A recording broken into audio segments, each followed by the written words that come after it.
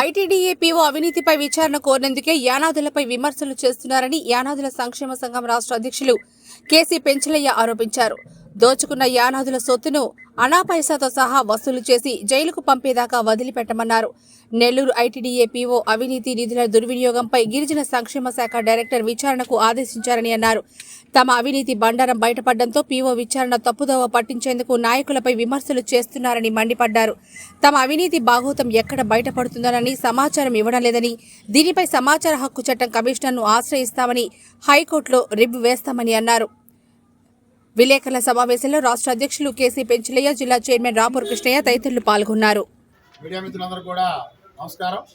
నా పేరు కల్లూరి పెంచలయ్య, యానాదుల సంక్షేమ సంఘం రాష్ట్ర అధ్యక్షుడిని. ఏదైతే ఈరోజు మీడియా మిత్రుల సమావేశం ఏర్పాటు చేసినటువంటి ఉద్దేశం ఒకటే. ఏదైతే నెల్లూరు ఐటీడీఏ పీఓ పెద్ద ఎత్తున యానాదుల యొక్క నిధులను భోంచేస్తూ అవినీతికి పాల్పడుతూ ఉంది. దీని మీద మేము ఈ నెల 4వ తేదీన కలెక్టర్ కార్యాలయం ఎదుట నిరసన తెలియజేసి కలెక్టర్ గారికి వినతి పత్రం సమర్పించడమైనది. దాంతోపాటు ఏదైతే గిరిజన సంక్షేమ శాఖ డైరెక్టర్ గారి దృష్టికి కూడా ఈ విషయాన్ని తీసుకెళ్ళినటువంటి మీదట ఏదైతే గిరిజన సంక్షేమ శాఖ డైరెక్టర్ మురళీ గారు నెల్లూరు ఐటీడీఏ పీఓ అవినీతి నిధుల దుర్వినియోగం మీద విచారణకు ఆదేశిస్తూ జిల్లా కలెక్టర్ గారిని కోరడమైనది. మేము ఈ సందర్భంగా ఒకటే తెలియజేస్తా ఉన్నాం. ఏదైతే ఐటీడీఏ పీఓ అవినీతి మీద విచారణ జరపమని చెప్పి గిరిజన సంక్షేమ శాఖ డైరెక్టర్ గారు జిల్లా కలెక్టర్ గారిని ఆదేశించారు. ఈ నేపథ్యంలో ఐటీడీఏ పీఓ గారు ఉలిక్కి పడతా ఉన్నారు. మేము ఈ సందర్భంగా పీఓ గారిని ఒకటే అడుగుతా ఉన్నాం. మీరు అవినీతికి పాల్పడకపోతే, మీరు నిధుల దుర్వినియోగానికి పాల్పడకపోతే మీరు ఎందుకు ఉలిక్కి పడుతున్నారని చెప్పి మేము ఈ సందర్భంగా ప్రశ్నిస్తా ఉన్నాం. మేము గతంలోనే చెప్పాం. ఏదైతే ఐటీడీఏ పీఓ గారు గతంలో జరిగినటువంటి ఆదివాసీ దినోత్సవ సభకు దాదాపు అక్కడ 300 నుంచి 400 మంది వస్తే 4,34,000 రూపాయలు భోజనాల పేర నకిలీ బిల్లులు పెట్టి మొత్తం దుర్వినియోగం చేశారు.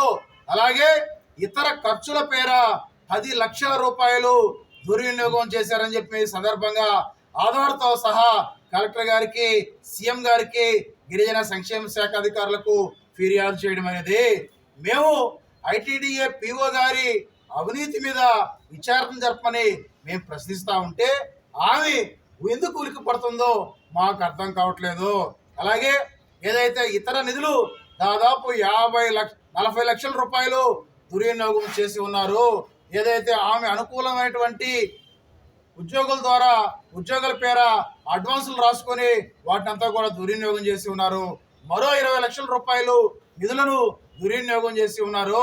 ఏదైతే ఐటీడీఏ కార్యాలయంలో ఈ పీఓ గారు మరొక 2 అధికారులను టీమ్గా ఏర్పాటు చేసుకొని ఏదైతే దొంగ బిల్లులు రాసుకొని వాటాలు పంచుకుంటా ఉన్నారు. ఇది ఐటీడీఏ పీఓ గారి చరిత్ర అని చెప్పి మేము ఈ సందర్భంగా తెలియజేస్తా ఉన్నాం.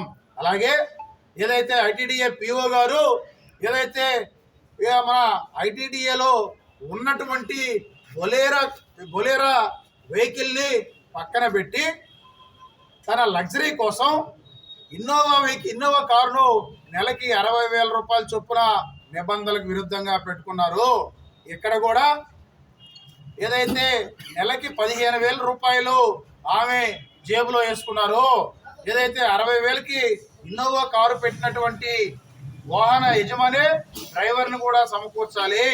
అలా కాకుండా ఐటీడీఏ పీఓ గారు ఐటీడీఏ డ్రైవర్ను వాడి నెలకి 15,000 నుంచి 20,000 రూపాయల చొప్పున జేబులో పెట్టుకున్నారు. అలాగే ఏదైతే మోహన్ కృష్ణ అనేటువంటి ఉద్యోగిని అవసరం లేదు తీసేయమని చెప్పి గిరిజన సంక్షేమ శాఖ అధికారులు చెప్పినా కూడా తీసేయకుండా ఆయన చేత పీఓ గారు ఇంట్లో పని చేయించుకుంటూ ఆయనతో ఆయన జీతానికి ఏదైతే ఈఎంఎఫ్ నిధులు ఇస్తున్నారంటే పరిస్థితి ఏమిటో అర్థం చేసుకోవచ్చు.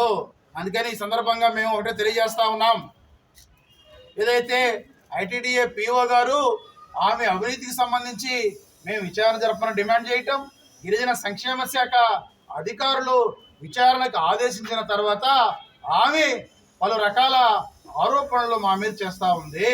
ఏం చెప్తా ఉంది? ఎన్ఎస్డిఎఫ్డిసికి సంబంధించి పెంచలేయ కారు మేము స్వాధీనం చేసుకున్నాం కాబట్టి ఆ రోజు నుంచి మా మీద అనవసరమైనటువంటి ఆరోపణలు చేశారని చెప్తా ఉన్నారు. మేము ఈ సందర్భంగా ఒకటి అడుగుతా ఉన్నాం, మీరు నిబంధనలకు విరుద్ధంగా ఈ జిల్లాలో 200 మంది ఎన్ఎస్డిఎఫ్డిసి లబ్ధిదారులుంటే వాళ్ళందరినీ కూడా వదిలేసి ఏదైతే మీ యొక్క అవినీతిని ప్రశ్నించినందుకు మీరు నిబంధనలకు విరుద్ధంగా అర్ధరాత్రి పోలీస్ సాయంతో దొంగల్లాగా మా ఇంటికి వచ్చి ఇన్నోవా వెహికల్ తీసుకెళ్లారు. దానిని మేము ప్రశ్నించినప్పుడు మా మీద మీరు కేసులు పెట్టారు. ఏదైతే మీరు నిబంధనలకు విరుద్ధంగా వెళ్ళినటువంటి దాని మీద మేము న్యాయ పోరాటం చేస్తా ఉన్నాం. ప్రైవేట్ కేసు ఫైల్ చేసాం, దానికి సంబంధించి కేసు జరుగుతూ ఉంది. ఈ సందర్భంగా మేము పిఓ గారిని ఒకటి అడుగుతా ఉన్నాం, పిఓ గారు మీ యొక్క అవినీతికి సంబంధించి మీరు సమాధానం చెప్పండి. మీరు నిబంధనలకు విరుద్ధంగా కారు సీజ్ చేసినటువంటి విషయం మీద మీరు మా మీద పెట్టినటువంటి కేసుల మీద మేము న్యాయ పోరాటం చేస్తా ఉన్నాం. ఏదైతే మీరు అవినీతి గురించి మాట్లాడకుండా ఏదైతే మీ యొక్క అవినీతిని మీ యొక్క నిధుల దుర్వినియోగాన్ని తప్పుదోవ పట్టించేందుకు మా మీద ఆరోపణలు చేయడం కరెక్ట్ కాదని చెప్పి నేను ఈ సందర్భంగా తెలియజేస్తా ఉన్నా. అలాగే మీడియా మిత్రులు కూడా తెలియజేస్తా ఉన్నా, ఏదైతే మా యొక్క ఫార్వర్డ్ చేయటం తప్ప అని చెప్పి మేము సందర్భంగా ప్రశ్నిస్తూ ఉన్నాం. అలాగే ఒకటే చెప్తా ఉన్నాం, ఐటీడీఏ పిఓ గారు అలాగే మరో మాట చెప్పారు, ఆర్టీఏ పేరుతో ఆమెను మేము వేధిస్తున్నామంట. ఆర్టీఏ అనేది సాధారణ ఏదైతే పౌరులకు ఉన్నటువంటి ప్రాథమిక హక్కు, ఆ చట్టం ప్రకారము ఎవరు సమాచారం అడిగినా ఇవ్వాల్సినటువంటి బాధ్యత ప్రభుత్వ ఉద్యోగులకి ఉందని చెప్పి నేను ఈ సందర్భంగా తెలియజేస్తా ఉన్నాను. ఏదైతే మేము ఆమె వ్యక్తిగత సమాచారం అడగలేదు,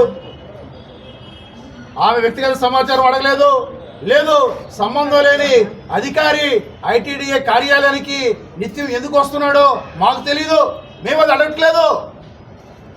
మేము అడిగేది ఒకటే, మీరు ఐటీడీఏ పిఓగా బాధ్యతలు చేపట్టిన రోజు నుంచి ఎన్ని యానాది కాలనీలు తిరిగారు, ఎన్ని యానాది కాలనీల సమస్యలు పరిష్కరించారు, టీఏడీఏగా ప్రభుత్వ నిధులు ఎంత డ్రా చేశారని చెప్పి ఆర్టీఏ కింద మేము అడగడం తప్ప అని చెప్పి మేము సందర్భంగా ప్రశ్నిస్తూ ఉన్నాం.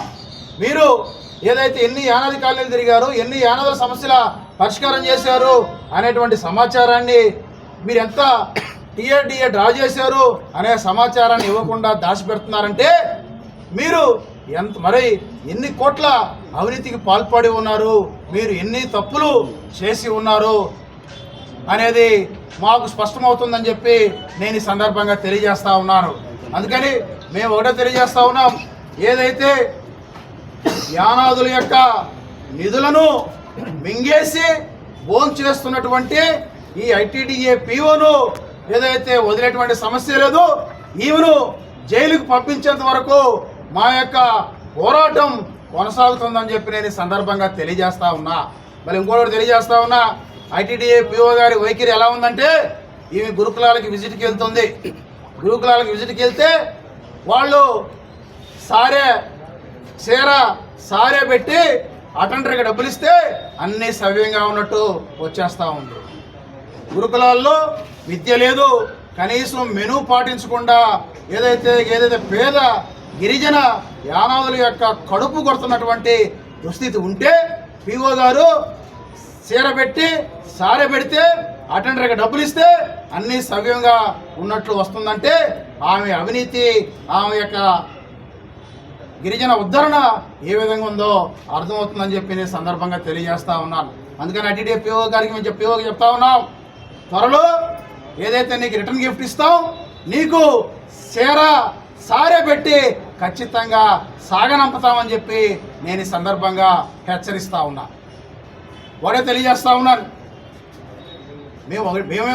మేము ఏదైతే గిరిజనులు ఖర్చు పెట్టాల్సినటువంటి అత్యధికంగా ఇప్పటికీ వెనకబడి ఉన్నటువంటి యానాదుల యొక్క నిధులను భోంచేస్తున్నారు, దానికి సమాధానం చెప్పండి అని చెప్పి మేము ప్రశ్నిస్తూ ఉంటే ఆ యొక్క సమాధానం చెప్పలేక మా మీద ఎదురుదాడి చేస్తూ ఇట్లాంటి ఆరోపణలు చేస్తూ ఉన్నారు. అందుకని మేము ఇప్పటికైనా గౌరవ కలెక్టర్ గారిని ఒకటే కోరుతా ఉన్నాం, ఏదైతే గిరిజన సంక్షేమ శాఖ డైరెక్టర్ గారి ఆదేశాల మేరకు ఖచ్చితంగా ఐటీడీఏ పిఓ అవినీతి మీద విచారణ జరపాలని చెప్పి కోరుతా ఉన్నాం. అలాగే ఏదైతే ఐటీడీఏ పిఓ అవినీతికి సంబంధించి కోట్లాది రూపాయల అవినీతికి సంబంధించి ఇంకా చాలా విషయాలు సేకరిస్తూ ఉన్నాం. అందుకని ఖచ్చితంగా ఏదైతే యానాదుల యొక్క నిధులను మింగినటువంటి ఐటీడీఏ పిఓ ఏదైతే తిన్నటువంటి అనా పైసాతో సహా ఐటీడీఏ పిఓ ద్వారా కక్కిస్తాం, ఖచ్చితంగా ఆమెని జైలుకు పంపిస్తాం. అప్పటి వరకు విశ్రమించబోమని చెప్పి మీ సందర్భంగా తెలియజేస్తా ఉన్నాను.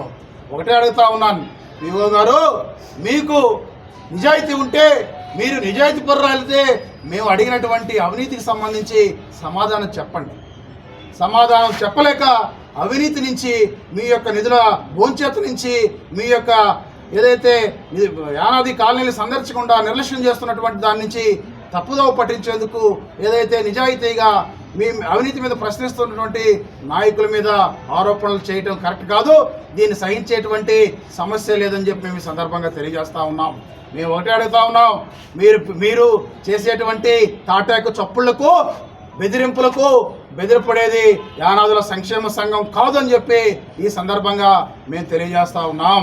మేము ఇప్పటికీ చెప్తా ఉన్నాం, పిఓ గారు మేము ఐటీడీఏ కార్యాలయానికి నిత్యము సంబంధం లేనటువంటి వ్యక్తి ఎందుకు వస్తున్నాడో మేము అడగట్లేదండి. పిఓ గారు మేము అడిగేది ఒకటే, మీరు యానాదుల యొక్క నిధులు భోంచేస్తున్నారు, ఇది దుర్వినియోగం చేస్తున్నారు.